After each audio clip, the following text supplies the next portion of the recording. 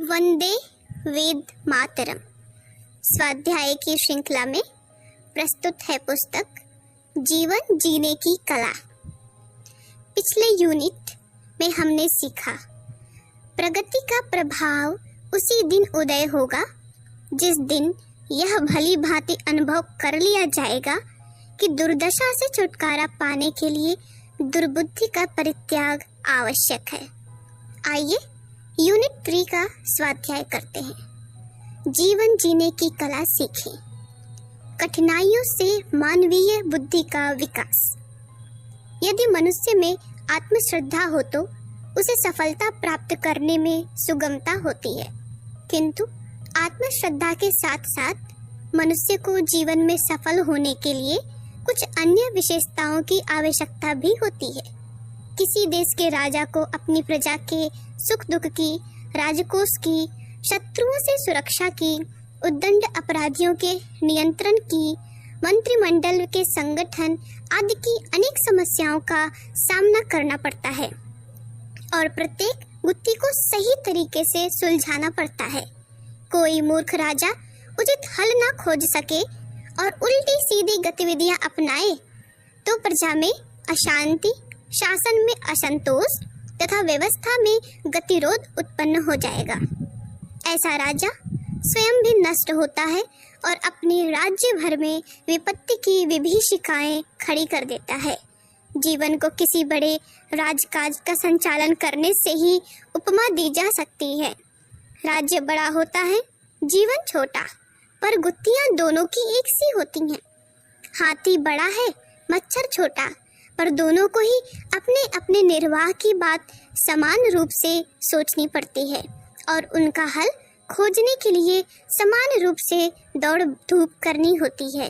जीवन के उत्तरदायित्व छोटे हों या बड़े, हर मनुष्य को एक नियत परिधि में अपनी कठिनाइयों का हल आप खोजना पड़ता है और अपना रास्ता स्वयं साफ करना होता है।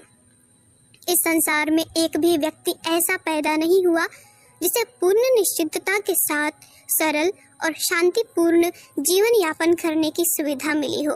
यदि ऐसा होता तो मानवीय बुद्धि का विकास ही संभव न होता। चाकू की धार तभी तेज होती है जब पत्थर पर उसे घिसा जाता है। निष्क्रिय पड़े रहने पर तो उस पर जंग ही चढ़ती है। कठिनाइयों और समस्याओं से रहित जीवन निर्जीव और आनंद रहित ही बनेगा। उसमें जड़ता, अनुत्साह और अवसाद ही घिरा रहेगा।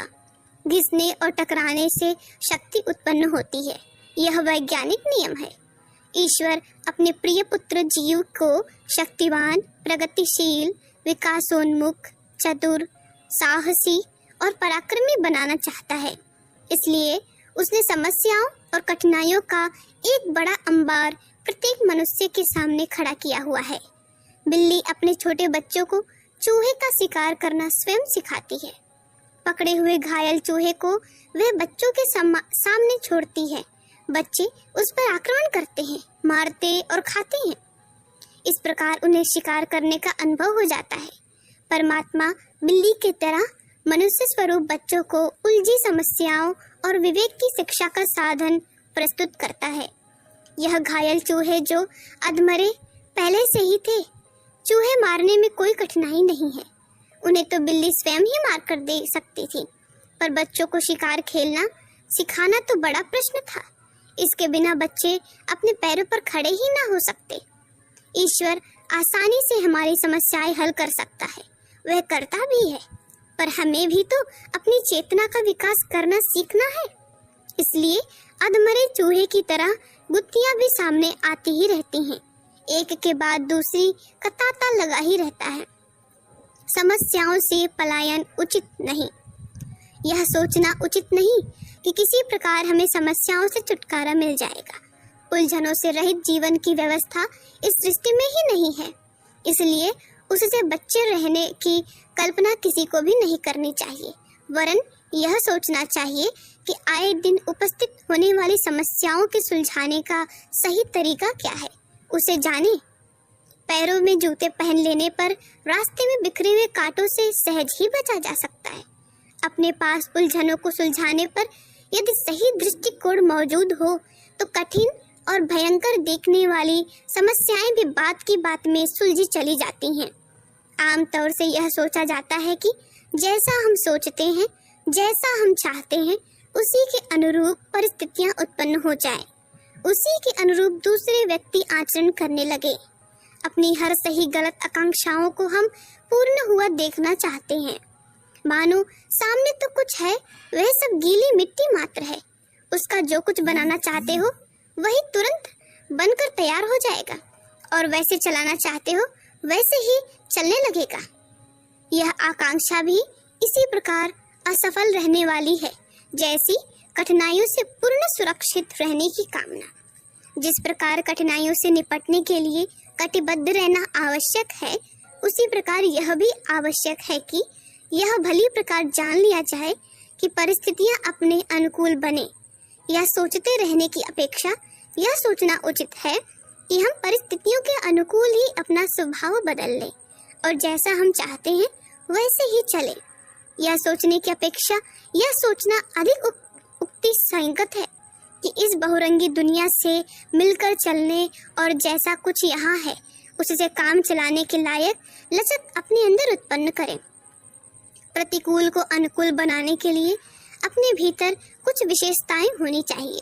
लोहार अपनी भट्टी में लोहे के टूटे फूटे टुकड़ों को डालकर नरम करता है और जब वे नरम हो जाती हैं तब उनकी मनचाही आकार प्रकार की वस्तु बना लेता है। यदि बिना नरम किए हुए वह उन्हें परिवर्तित करना चाहे तो कर सकेगा। सफलता के 2 सूत्र। जिंदगी जीने की कला में प्रधानता 2 ही शिक्षण होते हैं: दूसरे की प्रतिकूलता को अनुकूलता में परिवर्तित करने की सामर्थ्य और उस प्रतिकूलता को हंसते खेलने सहन कर लेने की क्षमता। ये 2 गुण जिसमें होंगे वह जीवन संग्राम में कभी असफल नहीं होगा। कुछ दुख मनुष्य के हित के लिए परमात्मा के वरदान स्वरूप आते हैं। उनसे घबराना, दुख के साथ दुखी, चिंतित एवं परेशान होना मौत के समान है। दुखों से निराश हो जाने पर मानवीय विकास का पथ रुक जाता है। जीवन कठिनाइयों से भरी एक चुनौती है जिसका धैर्य, साहस और निष्ठापूर्वक सामना करना ही चाहिए। कठिनाई के साथ साहस और पुरुषार्थ भी आते हैं। अभी एक कठिनाई से छूटे नहीं कि दूसरी आ धमकी। स्वास्थ्य ठीक हुआ नहीं कि व्यापार में घाटा आ गया।